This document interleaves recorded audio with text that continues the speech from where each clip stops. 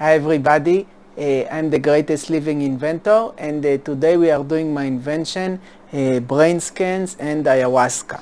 So let me write it down. This invention is also very long. It's 16 pages. Fortunately, it's all text. It's not like things that I need to draw. So I'll just rush through it, and hopefully it will be on time. All the links will be in the description of the video. Okay, so let's start. Brain scans.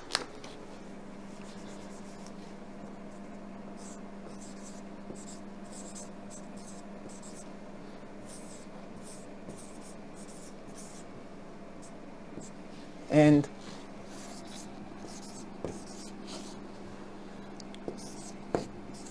ayahuasca.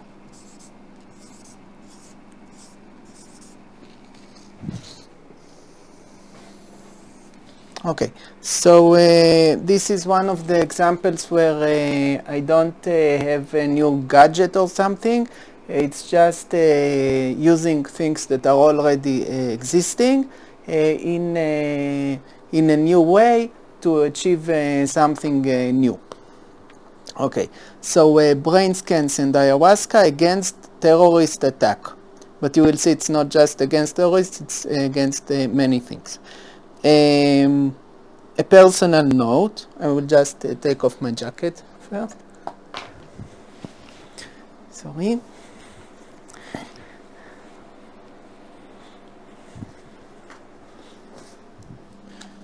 Okay, so a personal note. When I studied in the University of Haifa, one day I forgot that the lecture was cancelled. So I came in an earlier bus by mistake.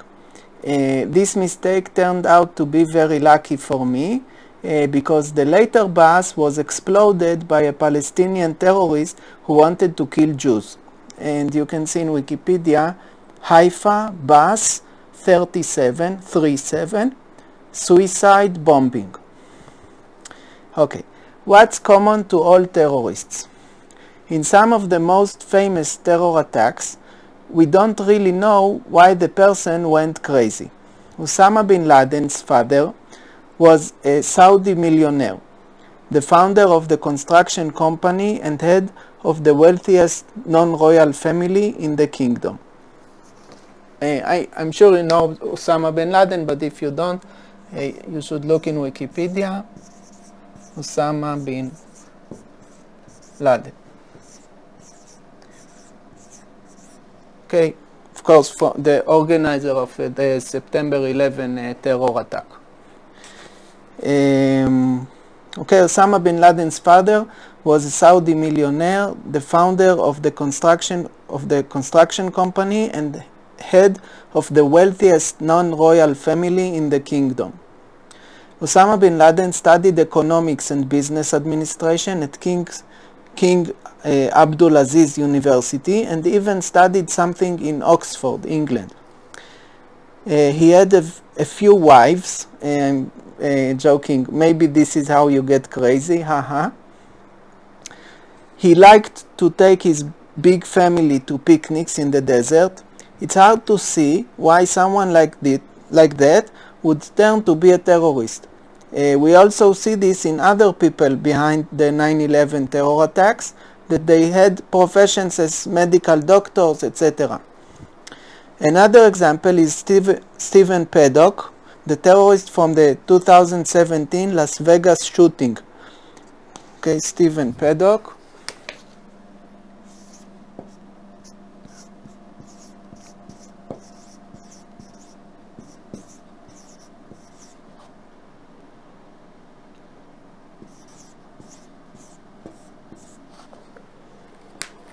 Okay, another terrorist. The terrorist from the 2017 Las Vegas shooting, the deadliest mass shooting committed by an individual in the history of the United States. He lost money in gambling, but he had enough money to transfer to his girlfriend to buy a house. So that's not the problem. That wasn't the problem. Page 2, minute 5. Okay, we need to hurry. He made calculations and meticulous preparations, so alcohol wasn't the problem either. FBI finds no motive in Las Vegas shooting, closes investigation. Okay, this is a link from NPR. FBI finds no motive in Las Vegas shooting, closes investigation. Las Vegas. So, what is common to both of these very different types of terrorists? One, psychopathy.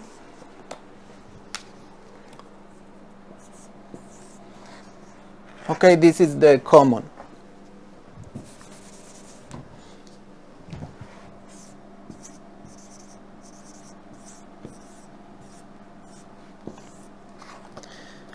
One, psychopathy. They don't care about the suffering they bring to other human beings. Two,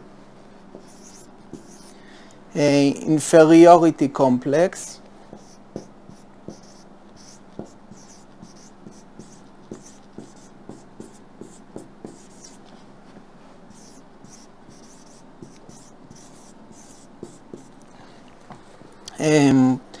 They want to achieve something bigger and be significant.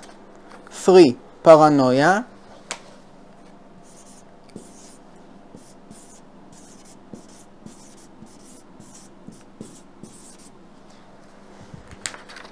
They worry about an imaginary enemy, anti-Semitic conspiracies, anti-government conspiracies. And 4, suicidal ideation.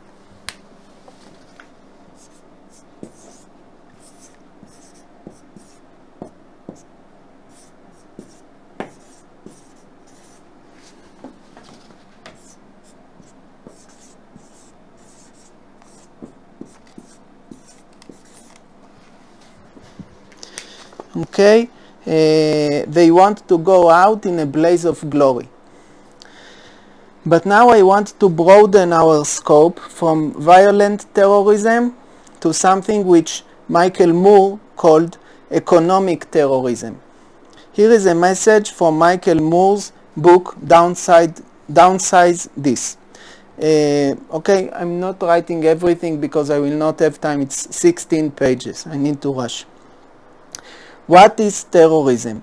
There is no question that when an individual rents a Ryder truck, loads it with explosives and blows up a building, it is an act of terrorism and should be severely punished. But what do you call it when a company destroys the lives of thousands of people? Is this terrorism? Economic terrorism? The company doesn't use a homemade bomb or a gun. They systematically move out all of the people before they blow up the building.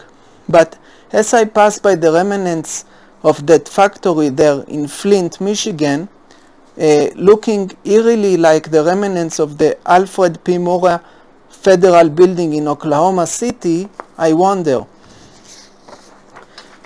what will happen to those people? A few will kill themselves, despondent over the loss of their livelihood. Some will be killed by their spouse. An argument over the lack of a new job or the loss of money at the racetrack turned suddenly violent. In parentheses, the woman is the one who usually ends up dead, close parentheses. Others will be killed more slowly through drugs or alcohol, the substances of choice when one needs to ease the pain of his or her life being turned upside down and shoved into an empty dark hole. We don't call the company a murderer, and we certainly don't call their action terrorism, but make no mistake about it, their victims will be just as dead as those poor souls in Oklahoma City, killed off in the name of greed. Okay, all this was a quote from Michael Moore. I think it's very strong. Okay, let's check if the economic terrorists the world's billionaires have the same personality traits as the violent terrorists. 1. Psychopathy. They don't care about the suffering they bring to other human beings. So now I will recommend books that I read. The first and the best is When Corporations Rule the World by David Corten. Wikipedia, When Corporations Rule the World. Fast Food Nation, The Dark Side of All American Meal by Eric Schlosser. Wikipedia, Fast Food Nation.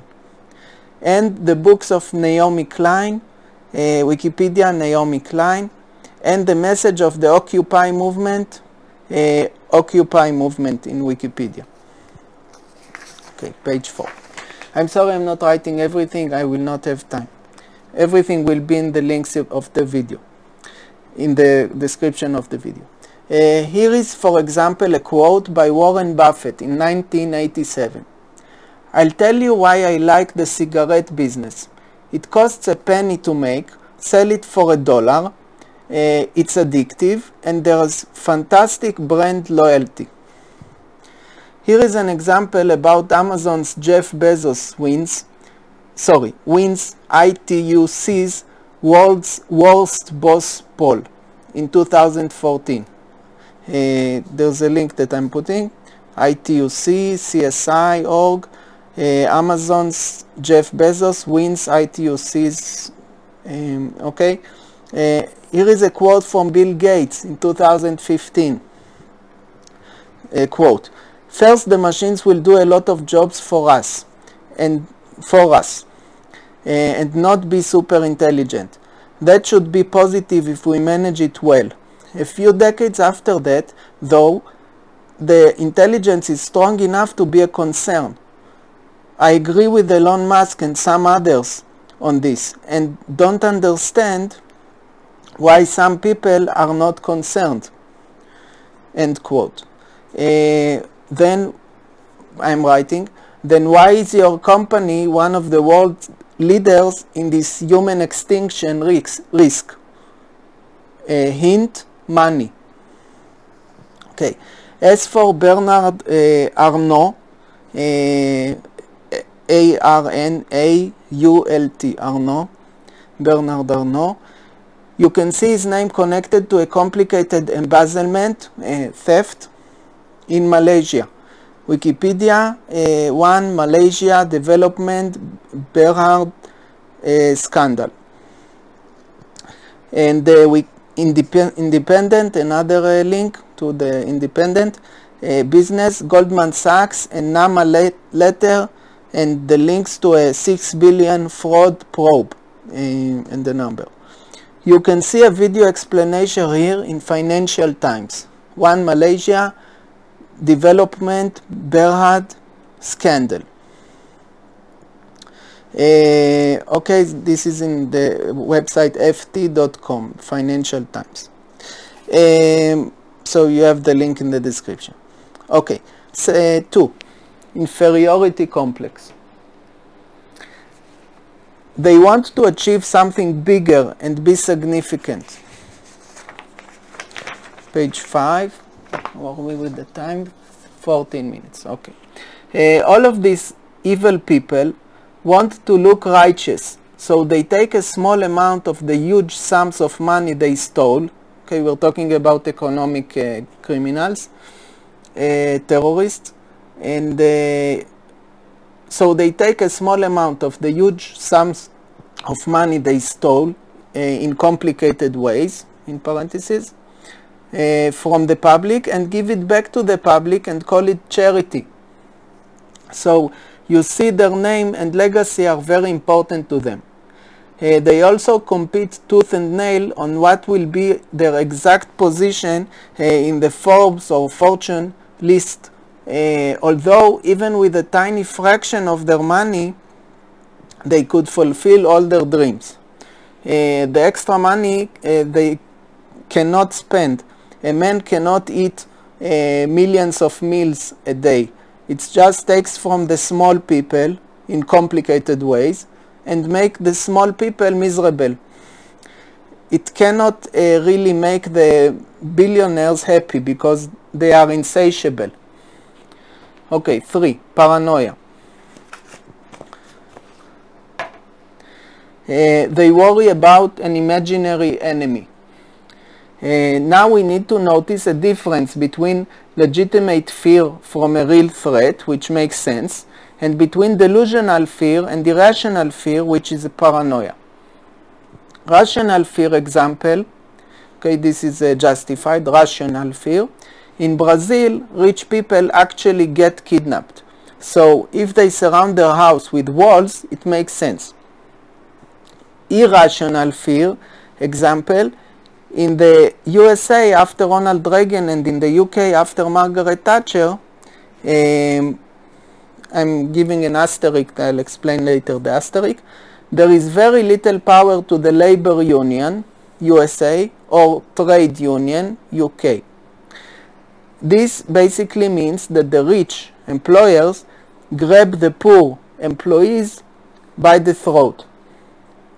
By not letting the workers to unionize, the wealthy capitalists are making sure that the working class have no bargaining power. Okay, so the asterisk was the footnote.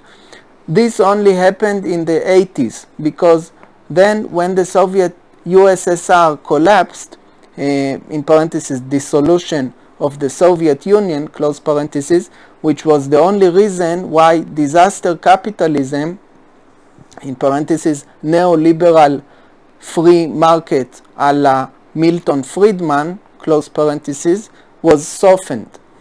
Okay, so only when the USSR fell, as long as the USSR was active, existent, they softened, they relaxed the capitalism. After that, there was no reason for it to be soft. As long as the Cold War was going on, the West elite feared the communist ideology of the East. So the West elite compromised with the lower classes. Today we are back to the natural behavior of capitalism, which is like the robber barons, but in a more sophisticated disguise. Page 6, minute 17 and a half. Why are the American and English rich people afraid of the poor? Is it rational fear or is it irrational paranoia? If we look at Sweden, Japan, Ireland, countries that thrive because they let the workers unite and treat them fairly, then we see that abusing the workers is not the only way to go. It's just paranoia of the rich of the USA and the UK and countries that imitate the American model. If this explanation was complicated for you, I have a simpler one that shows you all that in a nutshell. Occupy Wall Street. Okay, this is just Occupy Wall Street.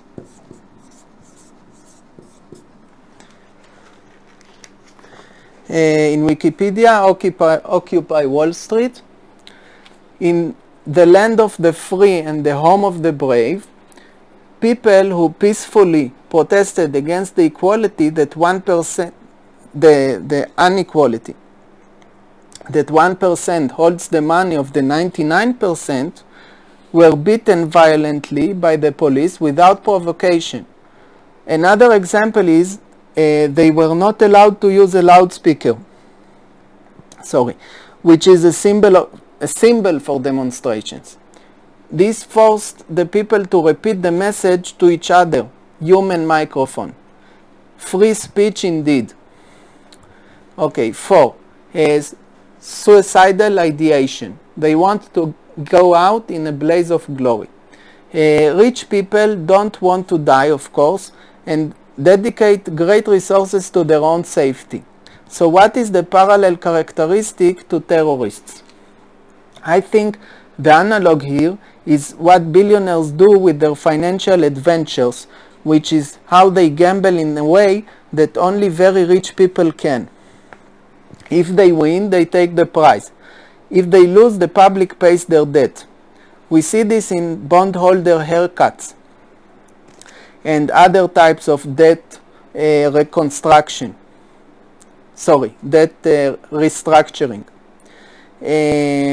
No one will allow a poor person to do such a haircut to his debts. The bank will simply throw him to the street or to prison.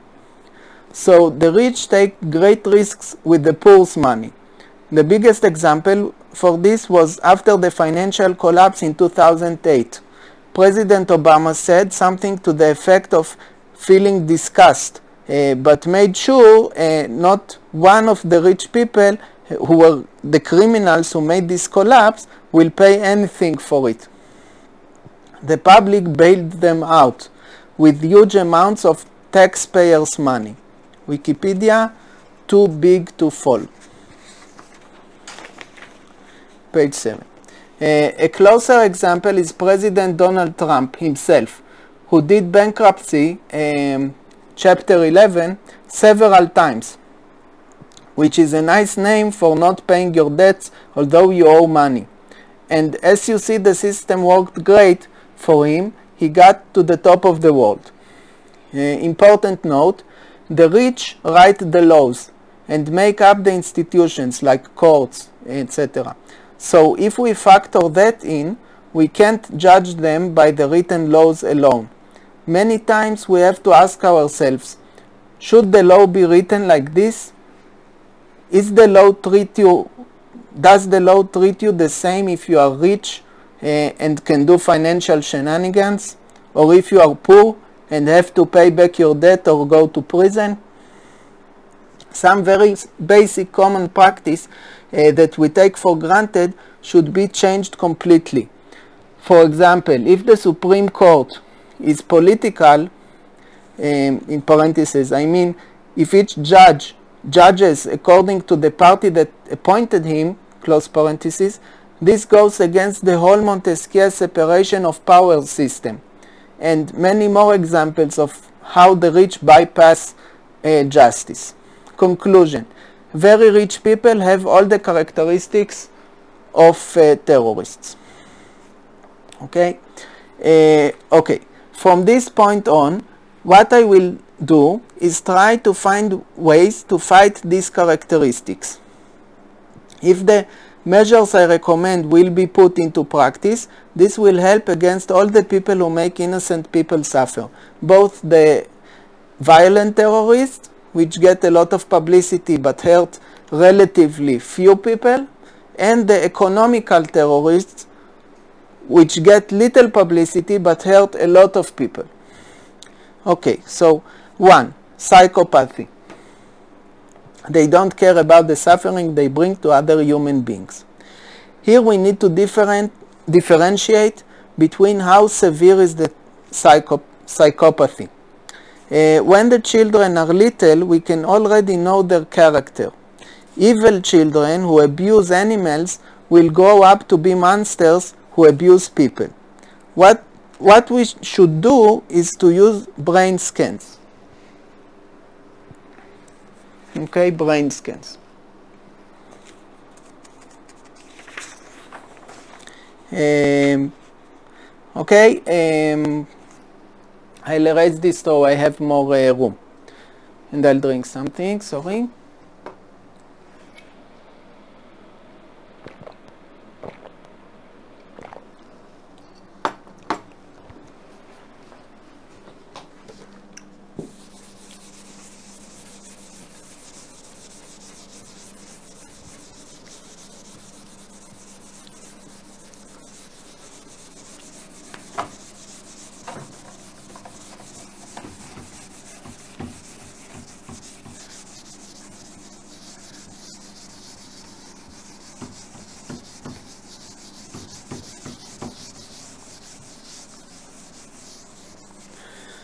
Okay, so Wikipedia, psychopathy, hashtag mental traits. I'm not writing because I will not have time then. people scoring 25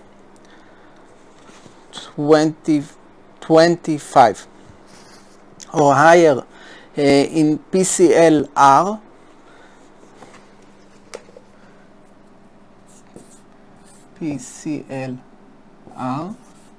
okay, 25 or higher,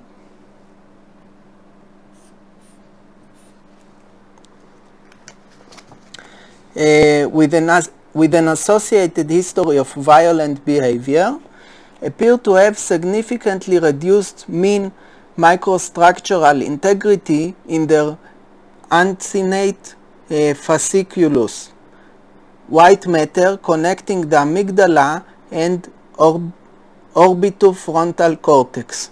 Okay, so uncinate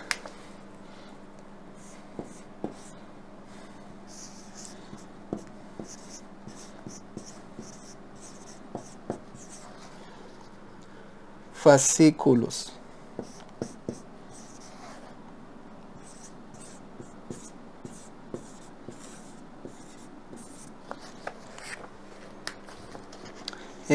White matter in the brain connecting the amygdala and orbitofrontal cortex.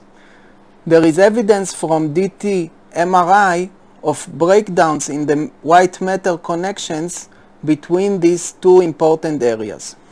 The overall pattern of results across studies indicate that people diagnosed with psychopathy demonstrate reduced MRI, fMRI, AMRI, PET, and SPECT activity in areas of the brain. Okay, so their brain in some areas are less active of psychopaths. Some recent fMRI studies have reported that emotion perception deficits in psychopathy are pervasive across emotions, positives and negatives. Okay, so they feel, they perceive less emotion. Emotion perception deficits are pervasive. Okay, there are a lot of deficits in the emotion perception. Okay, Wikipedia, psychopathy, hashtag neurological nerves. Okay, thanks to advancing MRI studies, experts are able to visualize specific brain differences and abnormalities of individuals with psychopathy in areas that control emotions, social interactions, ethics, morality, regret, impulsivity, and conscience within the brain. So you can actually see this. Blair, a researcher who pioneered research into psychopathic tendencies. Okay, Blair.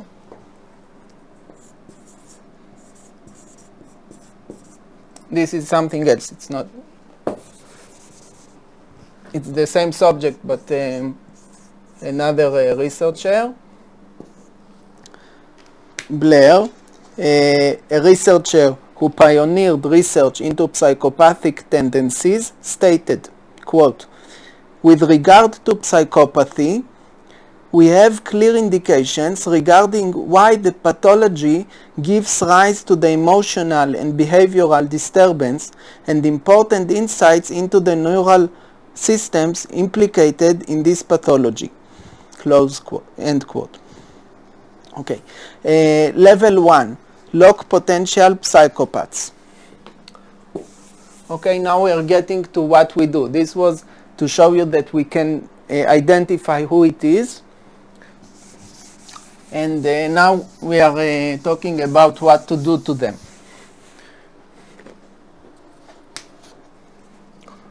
Level 1, lock potential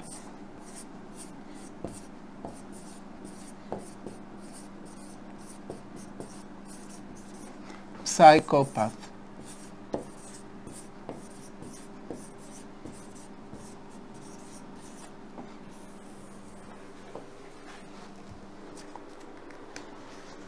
Okay. Okay, so I assume we can say with a high probability who will grow up to be a psychopath and who won't. What do we do with these people who are dangerous? We lock them away, okay, from society, like in preventive detention. Okay, so Wikipedia, preventive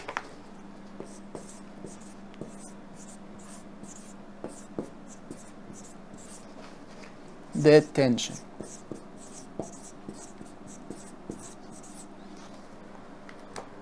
Wikipedia, preventive detention. In our terms of justice and free will and all that, it's considered cruel to lock people like that. But let me explain. 1. These days the world is facing the coronavirus disease, okay, COVID-19. When someone gets sick or even suspected, he is put in quarantine because it endangers others. 2. There are many other people who are locked, for example mental patients. They didn't necessarily harm anyone, but we society are afraid of what they might do if they are free. 3. On the other hand, this is not a prison. The potential psychopaths can have a full life. They can learn, they can work, they can have relationships, but only with other potential psychopaths. They cannot endanger the rest of society. 4. Do we let people grow at home dangerous animals, like a cobra or a crocodile? No. Then why do we let them grow the most dangerous animal of all, a psychopathic person? 5. Do we harm a small percentage of the population who would have grown up to be a good person? Yes. But it's the same with the justice system today, where some innocent people are sent to jail by mistake. I don't remember the numbers, I think 6. If you still think this is unfair, think for example about all the victims of Jack the Ripper. Okay, Jack the Ripper.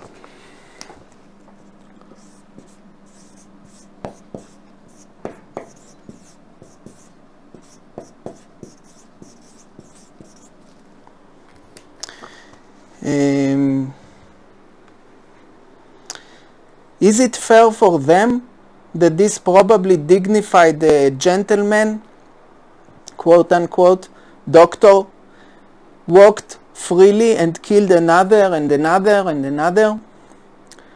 7, I think. We have to balance the greater good of all the innocent people, and just as we assume that the cobra might kill, we have to assume that the psychopath will probably bring a lot of irreparable suffering. I don't know the number, 9 or something. What about education? Can't we just give them the right upbringing? No. This is hard-coded in the brain. You cannot reason with a pedophile not to be attracted to kids, and it's the same here. Okay, page 10, let's see, 34 minutes, okay. Okay, I'm not reading according to numbers because I don't know the numbers anymore, about 10. Wouldn't a penal colony style island like this will turn into hell on earth for those who are not violent? Answer. This argument is the same in prisons and mental institutions, and we still have those. Next point. Exactly because of this reason, people who show tendency towards violence will not be in this closed community, but in something much more secured. Next. If you still feel it's unjust, think of it as two sections who are dangerous for one another, and you have to separate them, like the Israelis and the Palestinians. Both are okay, but cannot live together, so we give each a country. Next point. Isn't this just like a dictatorship where they imprison whomever they dislike? No, because there is a clear and statistically reasonable, in parentheses, albeit with false positive like any mechanism, close parentheses, criterion. Okay, so there is a clear and statistically reasonable criterion. And last point, in fact, this kind of system will prevent us from suffering from psychopathic leaders who create dictatorships. Imagine a world without them. Okay, so now level 2, employ only liberal brains in all key positions.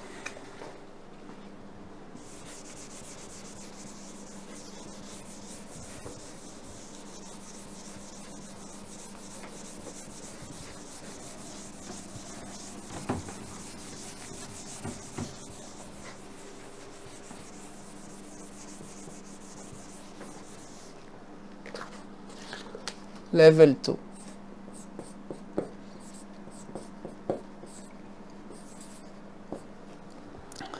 Employ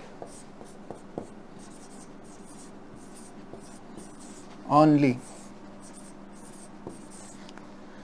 liberal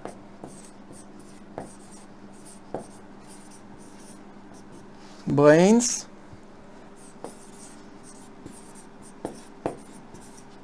in all key positions.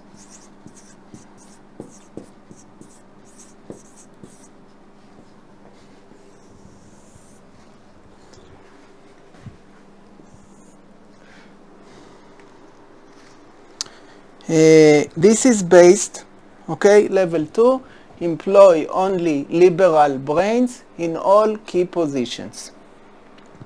This is based on a research that found out that under situations of risk, people who vote conservative parties, right-wing, use only a very primitive part of their brain and rationalize afterwards. I'm giving you the link, psychologytoday.com, international blog, The Human Beast, 2011, April, conservatives, big fear, brain study finds.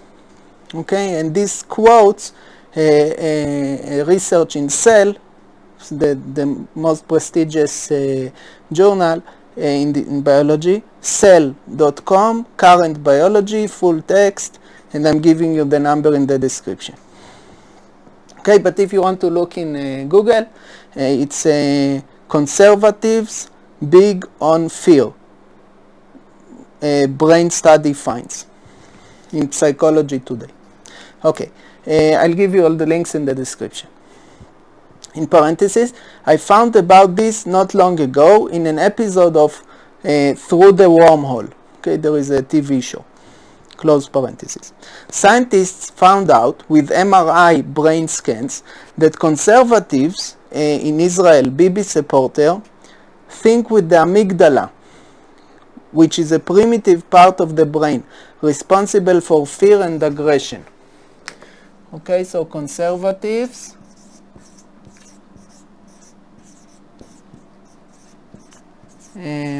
when they are in risk, when they feel risk,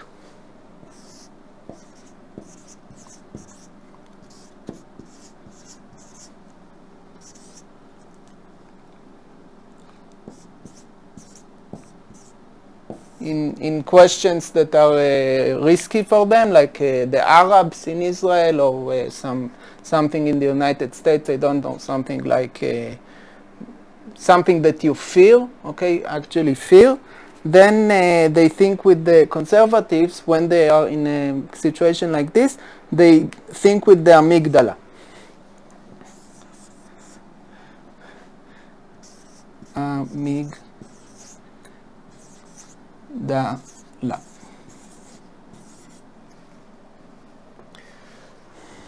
Okay, which is which is a primitive part of the brain responsible for fear and aggression. As opposed to liberals, in Israel, Bibi opposers, okay, these are like in Israel Bibi supporters. As opposed to liberals,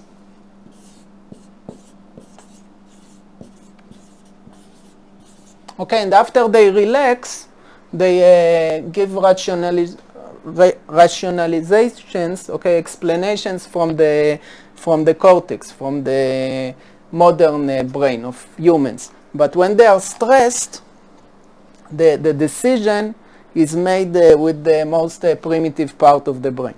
And liberals, even in risk, they think like normally, okay, with the as opposed to liberals in Israel, Bibi opposers, which have more gray matter and think with the cortex.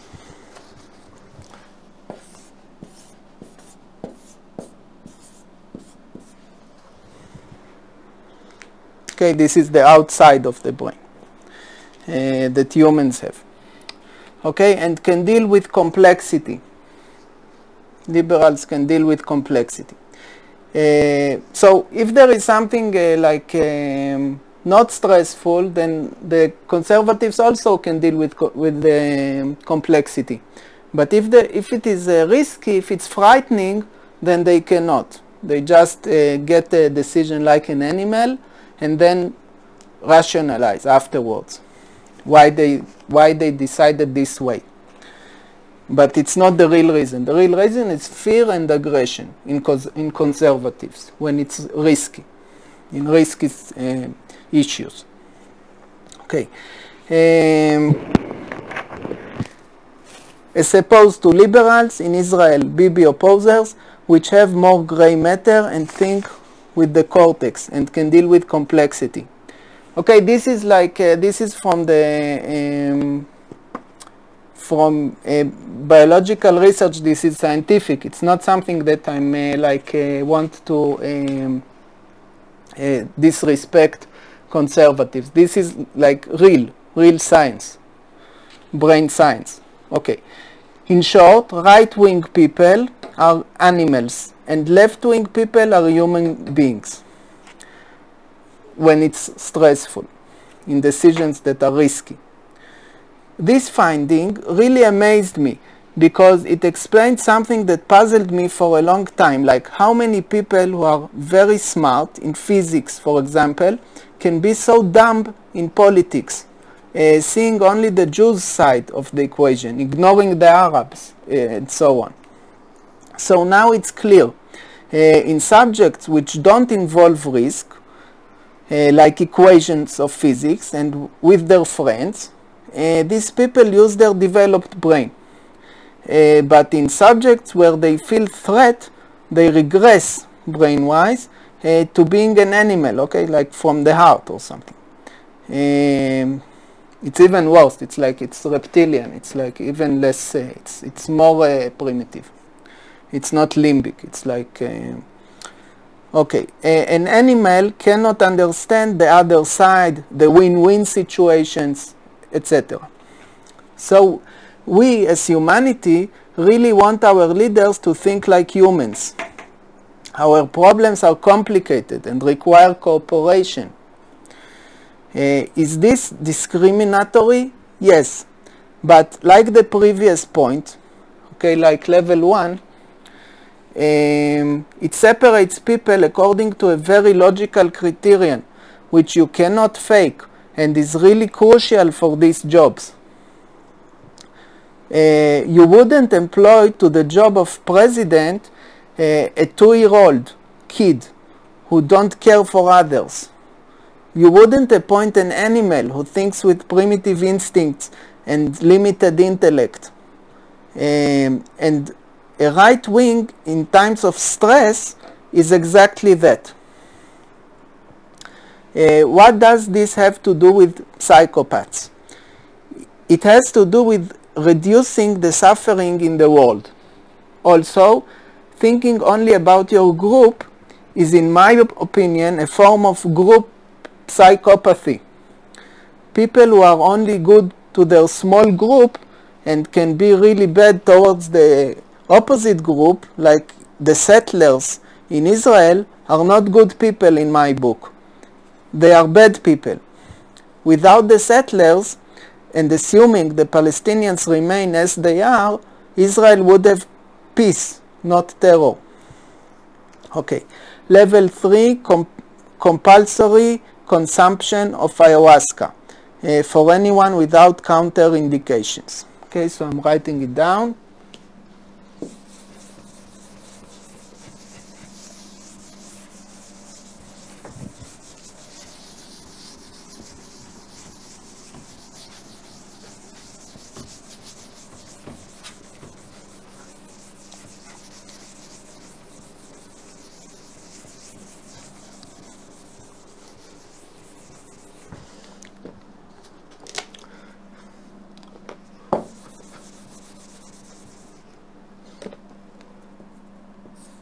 Level 3, compulsory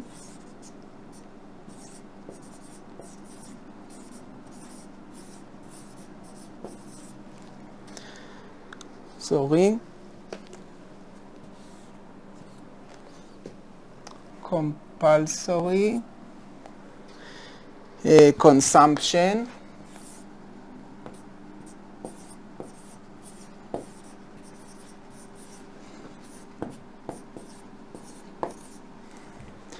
of ayahuasca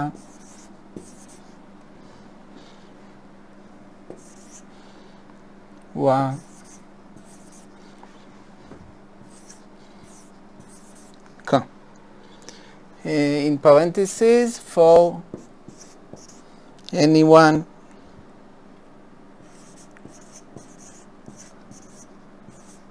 without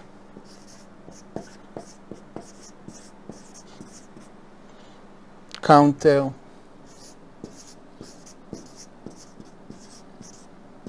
indications.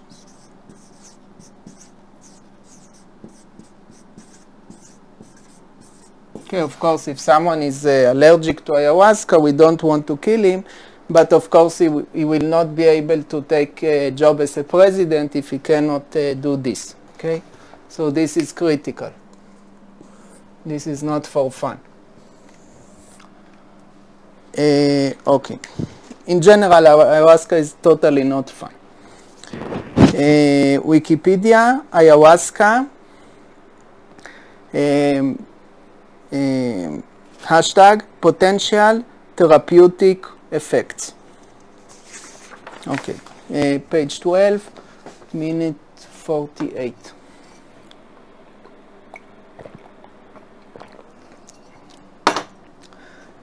Okay. So I admit that I never tried any kind of drug, not even cannabis. In fact, I'm very anti-drugs, but this is different. Again, I never tried it, but I have seen on TV in BBC Amazon series. Okay, Amazon.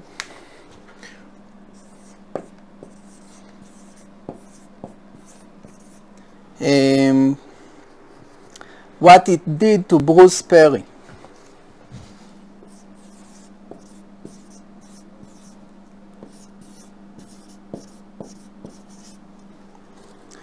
Who is one of my favorite people on earth. Wikipedia, Bruce Perry, who used this drug in the right environment by a traditional shaman in the Amazon. Amazon, Bruce Perry, and the Shamanic Ritual, Explore, BBC by BBC Explore, and another link, Mind-Altering Drugs and Visions with Ayahuasca, Amazon with Bruce Perry, Explore, BBC by BBC Explore. Basically, the drug forces you, ayahuasca, forces you to deal with the suffering you did to others. It makes you feel their pain. It's like sharpening your conscience, just what we need for every member of our society. If we all were forced to take this drug regularly, especially people in key positions, I'm positive it would improve our society and make us all better people. Okay, next point. 2. Inferiority complex. They want to achieve something bigger and significant.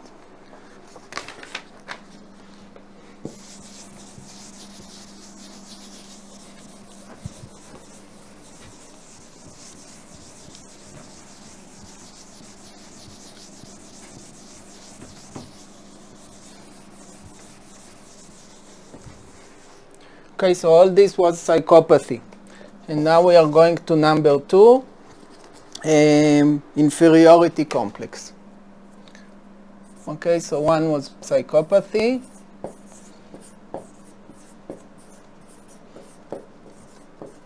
So this we checked.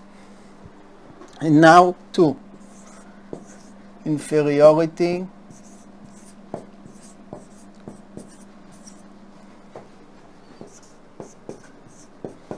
complex.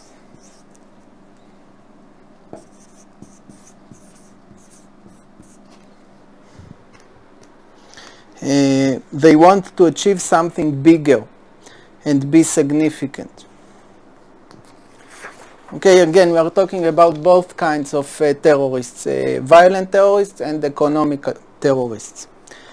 Limiting wealth accumulation and limiting the ratio of highest or lowest salary. Okay, limiting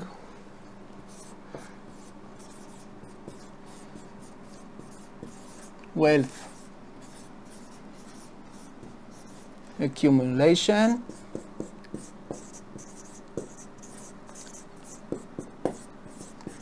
and limiting the ratio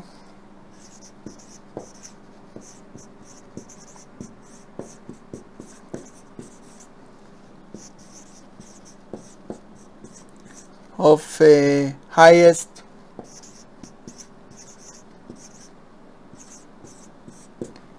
to lowest salary.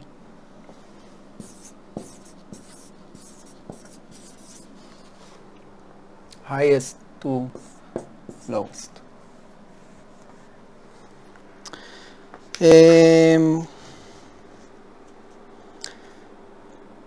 You are very gifted? Great. Make 10 times more than your friends. You don't need to make 1,000 times more. You cannot eat 1,000 times more than your friends, and if the money lies in your bank account, including your offshore secret bank account or registered on your cousin's name, like payoff for consulting, that means that 999 other people don't have this money to buy food. We cannot work in communism because most people don't have incentive to work in such an environment. But we sure as hell cannot work in unrestrained capitalism where billionaires hog all the resources and destroy Earth. This all deals with economical terrorists. But what about the violent terrorists? How do we make their goal unnecessary? Okay, so now another thing. Demote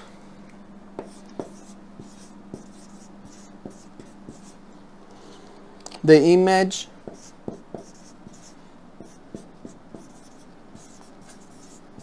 of psychopaths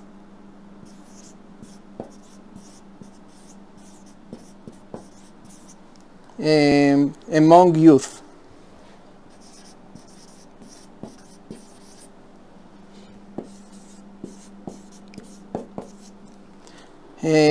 and promote positive role models.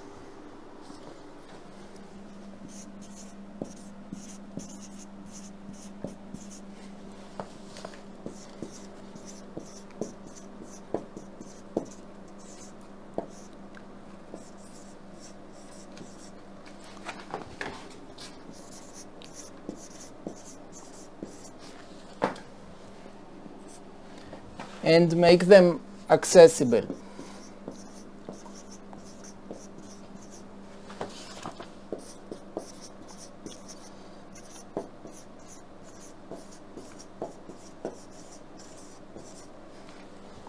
Okay, sorry it's so long, but okay.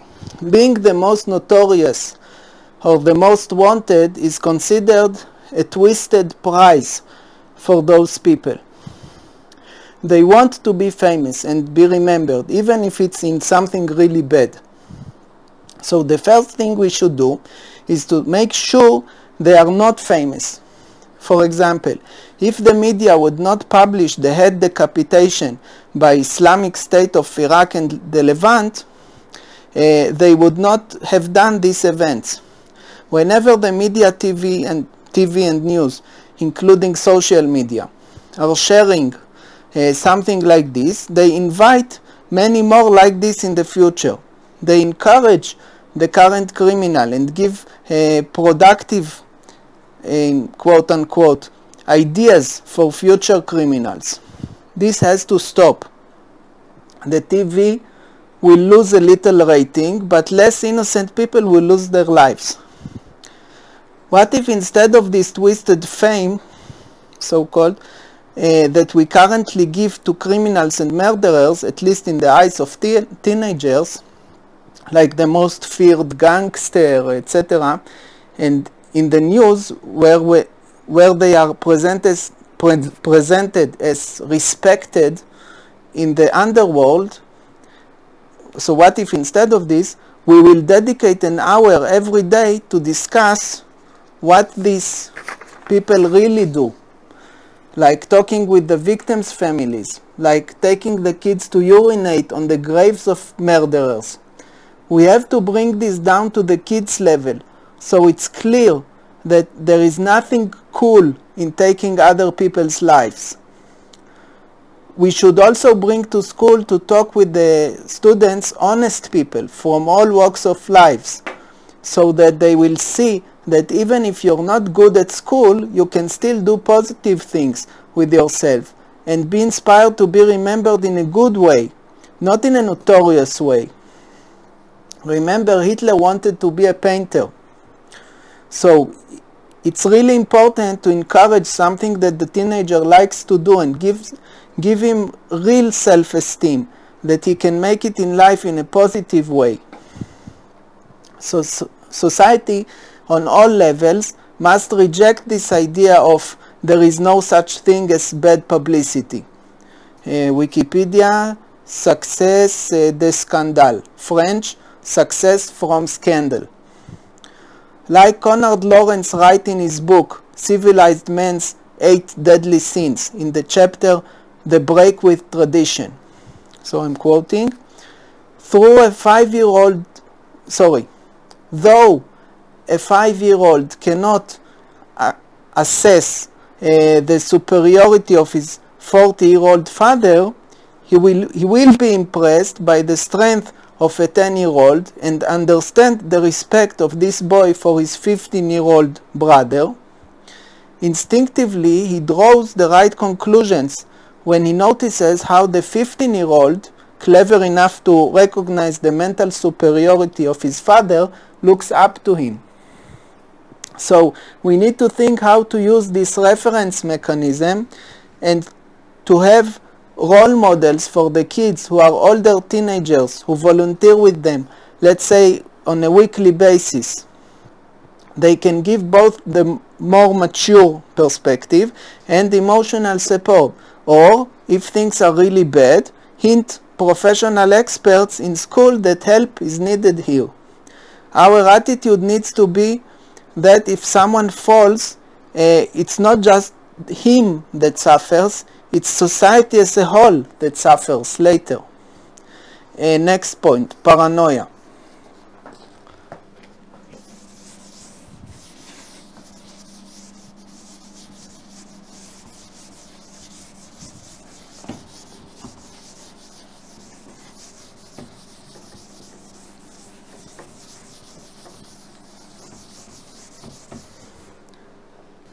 Okay, so we have this covered also. Now, next point, paranoia.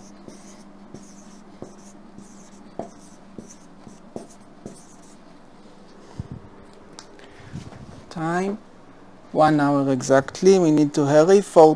Page 14. Paranoia. They worry about an imaginary enemy, anti-Semitic conspiracies, anti-government conspiracies. Page 15. Okay. This is something that, again, we should introduce when people are young, from kindergarten and primary school, through junior high and high school.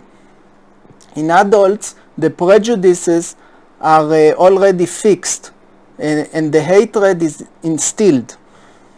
We need to let the children play with children from other ethnic groups and backgrounds. We need to talk openly in school about good and bad things that the government do. This is not politics. This is real life. If, for example, instead of running away from the fact that Jews have disproportionate influence in America today, we tackle it in candidly out of honest, open-minded motive to understand the reality we live in, we can trace historical processes that caused this. Instead of ignorance, maybe we should bring a Jewish person who will explain how he suffered from discrimination, and etc. Wikipedia, Jewish quota, hashtag United States. You know that Jewish could not study in universities, only such and such quota, and so on. The kids will see that not all Jews are Goldman Sachs. Some actually work for their living, and so on. We should bring people from all colors and groups and meet and talk and build projects with different kids and even make friends. Next point, 4. Suicidal ideation. So, okay, so this is paranoia. 4. Suicidal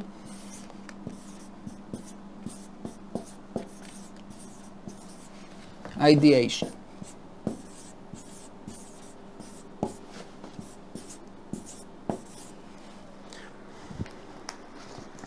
They want to get out in a blaze of glory. They want to go out in a blaze of glory. For the economical terrorists, it's very simple. Just make the same rules for everybody and treat everybody equally. Equality before the law. And like we already said, start by having equal laws for rich and for poor. Once the risk you take is a real risk for yourself, I'm sure most rich people will not take many risks when the general public no longer pays the bill. As for violent terrorists, how do you deter them from wishing for a glorified death? Again, by making it a non-glorified death. We cannot prevent the murderer from killing himself before he is caught. But maybe we can control his image in the media and hence his public image. Okay, so this is a rhetorical question. Of course we can. Okay, so this is also covered. So that was my invention. So I hope it was clear. And thank you very much. I'll see you in my next invention. Thank you very much. Goodbye.